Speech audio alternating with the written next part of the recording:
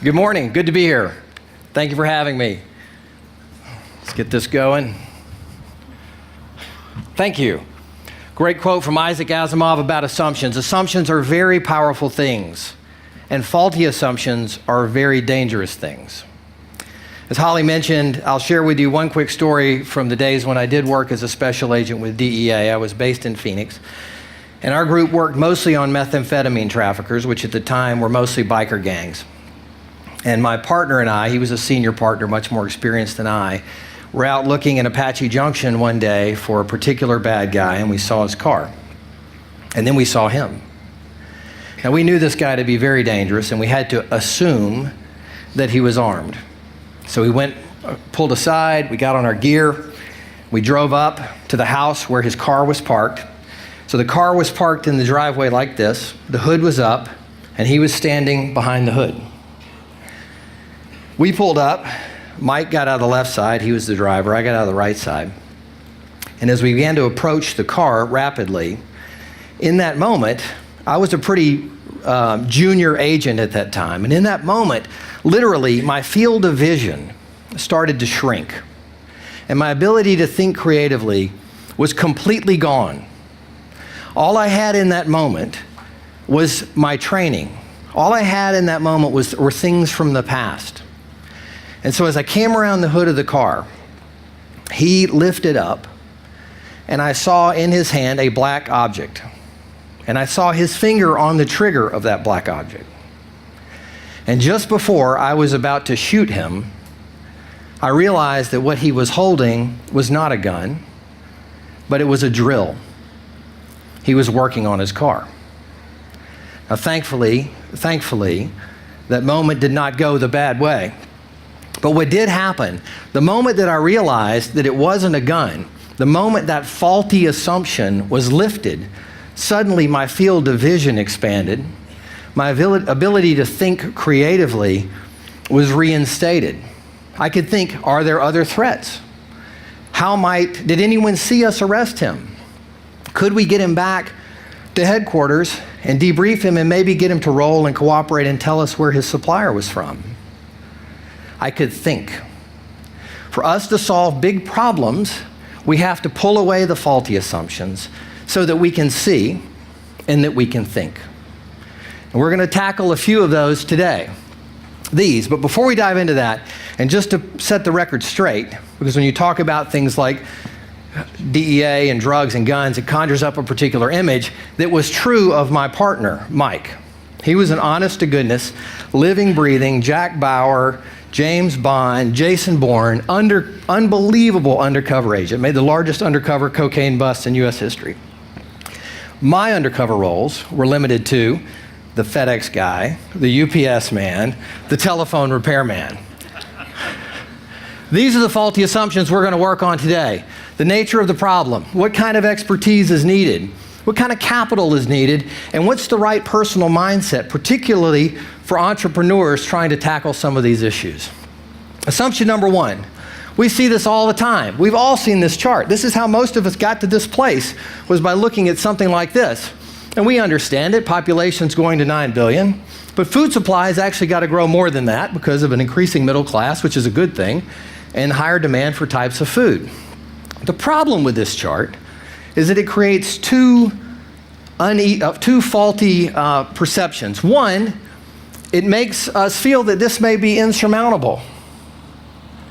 But secondly, it also makes us think that in addition to trying to tackle the problem itself is just one of quantity. Now, in this room, we know a lot about math. And it sounds hard to double something by 2050, but doubling something isn't hard if you have enough time. And we have some time in this context. So we're talking about 35 years, forgive me. 35 years. Well, to double something in 35 years, you have to grow it at 2%. 2% is a very manageable number. 2% is a highly doable target given the technologies that are available to us today. Getting to a 2x is not hard at 2% a year in some parts of the world. In some parts of the world, we'll get to 2x. We could get to 3x. we could get to 4x. But in other parts of the world, we get to no x. All right, the problem isn't a problem of quantity. The problem is a geography problem. Assumption 2, that we need experts. We need experts to solve this problem. Now, some of that's already been, that view has been diminished a little bit by the fantastic work that was presented just moments ago. But I'm about to show you a map. And on that map, there's some dark green areas. And those dark green areas are places where people are hungry, where they are food insecure. The lighter areas where people are food secure. And this is a place where people have been trying to solve food and hunger-related problems for 80 years. So in this place, with vast resources and experts available all over the world, and 80 years to work on it, this is the best we can do? I think we need some new experts. If you think about it this way, I love to think about it this way. For 84,000 generations or so, we were basically hunters and gatherers. And then maybe about 2,000 generations, we knew how to grow stuff and farm stuff and manufacture things. One generation that has had access to all information that's ever been created and written down. This is a remarkable moment in human history. And last year at this talk, on this day, Nicholas Hahn talked about these things, which we've covered. It's a networked place. It's a distributed place. 3D printing, distributed microgrids, customized everything, shoes. Your cereal can show up at your door the way you want it. And certainly it's far more democratic than it's ever been. And certainly while it still is helpful to be close to money and power and resources, it's not nearly as necessary as it was before. The importance of this, from an investment perspective, and we've really begun to believe this in our work and understand this in our work, unless you grew up in this, the thinking isn't native. So someone my age has to say, oh, there's all these cool pieces. We got this internet, we got this distributed stuff. Okay, I can put these pieces together and maybe we can make a company that does this. But if you grew up in it, if you are native to it, you have an ability to see a future differently than I can. You can just say, why not? Whereas I'm having to try to think about it. So what we have learned in our strategic planning with our companies, if we don't have people that are native to this way of thinking, we're not doing strategic planning. Now, one of my favorite examples of the power of this is this guy right here. His name is David. He's from a very remote and poor area of Nicaragua. I was down there about a year ago, and I had visited 6 or 7 farms, and most of the farms looked the same, and they were really in terrible shape. People grew corn. Maybe they grew another crop or two. Very dry, barely making a living, barely making enough to eat. I went to 6 farms. And then somebody said, you really need to go see the farm over the hill. So I went over the hill, literally over the hill, and I saw this guy's farm. And it was a marvel. 6 or 7 crops, crop rotation. He'd cobbled together drip irrigation. It was lush. It was beautiful. He was making money. So I talked to him, and my Spanish is not very good, and his English is not very good. And when I asked him how he did it, what I heard him say was this. He said, you know, about 10 miles down that road, there's a building. And in that building, there's a machine. And I get on that machine, and I can find out almost everything I need to know as to how to grow a farm like this. He'd found his way to a library. He'd found his way to the internet. This is the kind of native thinking we need. But really, I would be remiss if I did not mention that this group has been at the vanguard of this thinking from the very outset and been inspirational to many other groups, including the group I work with, which is the Kirchner Food Fellowship, or the Kirchner Impact Fund, where we're trying to rethink capital allocation or experiment with new ways to do capital allocation, much like Thought for Food has been trying to rethink the entrepreneurial activity around agriculture. The one thing I do know, our experiment at the Kirchner Food Fellowship may or may not work. The model is this. We find very talented people, like you guys, from around the world who have an interest in agriculture and also investing. We train them as best we can, as rapidly as we can. We provide them with discretionary capital and see what decisions they would make when they make their own investment decisions. We currently have our new cohort is open for application, and those of you that have an interest, please go online to fundthefood.com and check it out. But whether this experiment succeeds or fails, what I do know is that new expertise is needed. Assumption 3, more money. We need more money. We got to have more money to solve these problems. And that's certainly true in some cases. But there are really two kinds of problems that take two different kinds of companies to solve them. One would be chasm jumpers, and another would be elephant eaters. Now, a chasm problem that needs a chasm jumping company would be something that has to be huge at the outset. These companies generally require large teams, large amounts of money. Because the thing about a chasm is, you don't get 2 jumps. You got to get over it in the first jump. So you have to marshal enough resources, enough money at the outset to get over the hump. Now, Kirchner, we understand this. We've been involved in companies like this. Juno Therapeutics, which is not ag, it's cancer-oriented, is a fantastic example.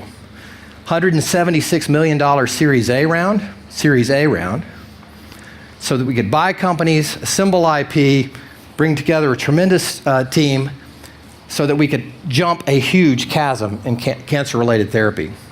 Fortunately, a very, very successful IPO, one of the fastest in history. But to think that this is the only way to solve a big problem is wrong. Because oftentimes solutions come from out-of-the-way places you wouldn't expect. And I would contend that probably only about 10% of companies in the world are chasm jumpers.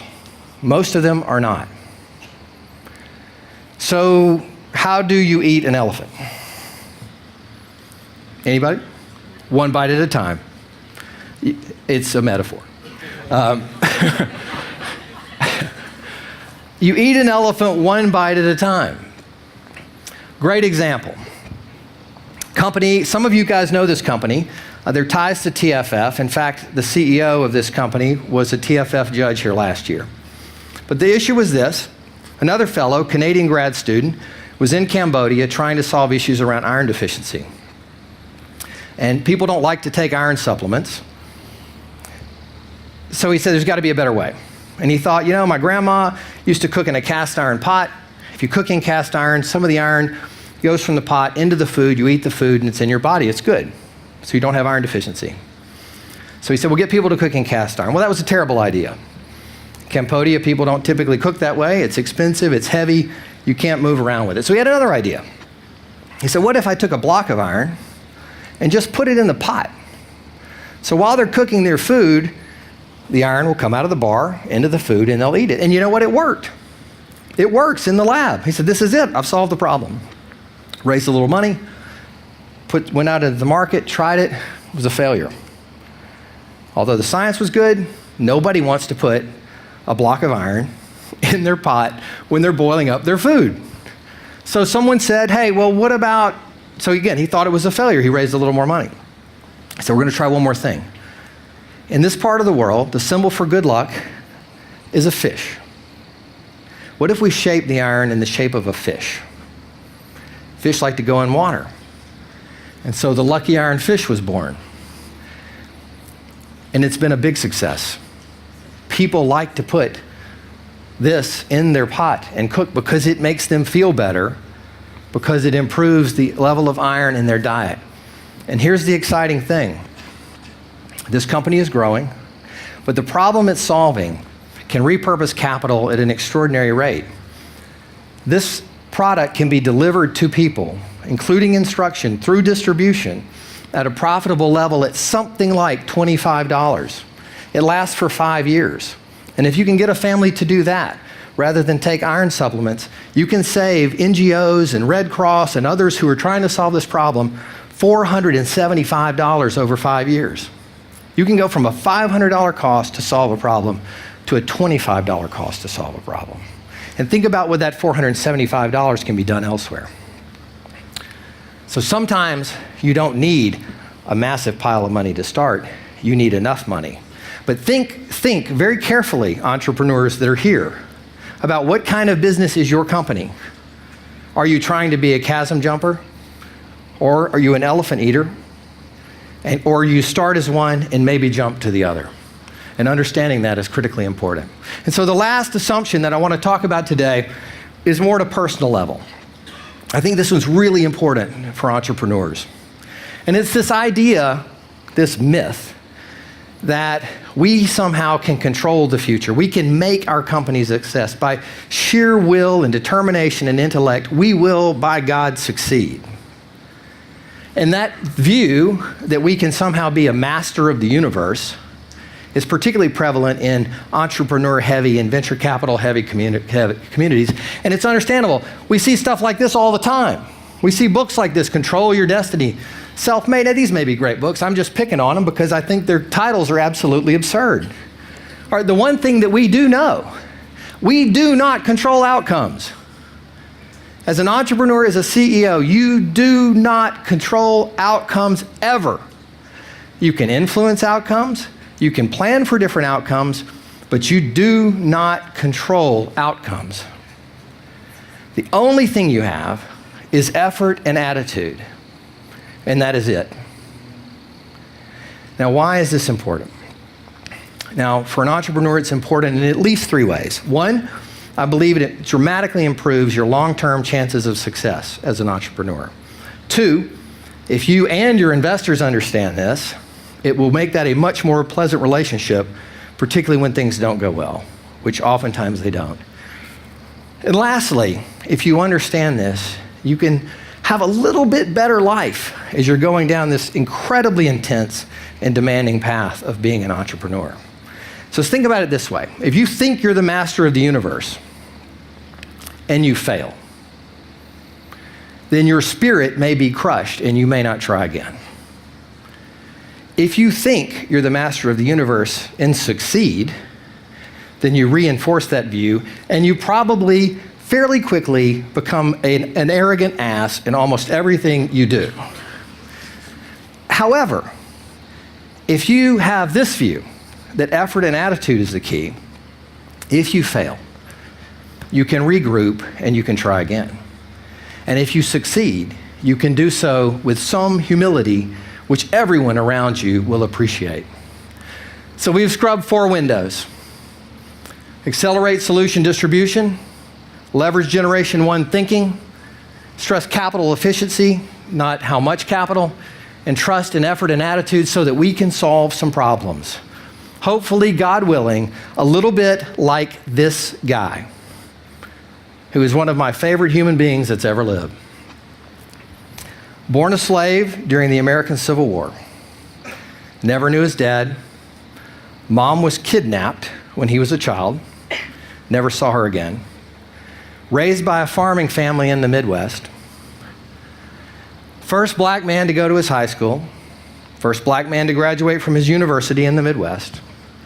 Recruited to go to a new university in the heart of the Deep South 60 years before the civil rights movement even started at Tuskegee Institute.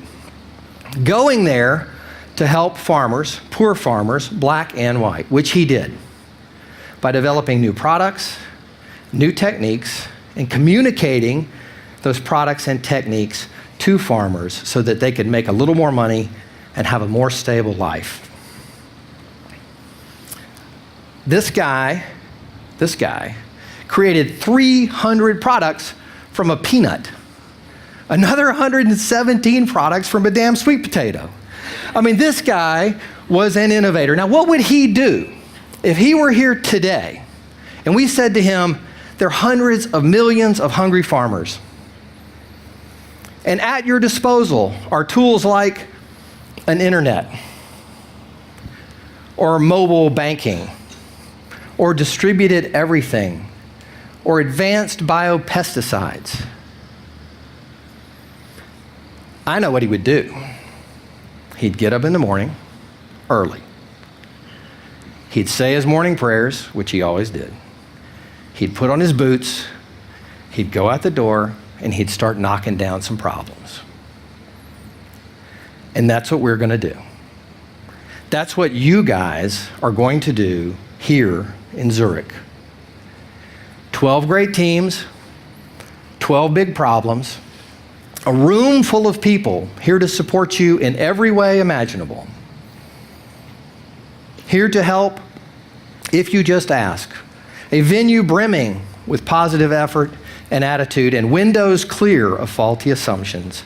We absolutely can solve some problems. So let's get to work. Thank you very much.